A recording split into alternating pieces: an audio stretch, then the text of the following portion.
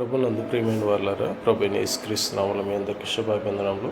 ఈ ఉదయ కాలమున కల్వరి కృపాసన వెదకు మిమ్మల్ని ఆహ్వానించుచున్న రాజు అయిన దావీదు సెలవిచ్చినట్లుగా సొలొమోనును రాజుగా చేయుటకు ప్రవక్తలైన వారు కెరీతీయులు పెలేతీయులు దావీదు కంచరగాడి మీద సొలొమోనును ఎక్కించుకుని గీహోనుకు తీసుకుని వెళ్ళి తైలపు కొమ్మును తెచ్చి సొలొమోనుకు పట్టాభిషేకం చేసి గొప్ప బాకానాదంతో వారందరూ కూడా కేకలు వేసి సొలొమోను చిరంజీవిగాక అని కేకలు వేసినట్లు చూస్తాం.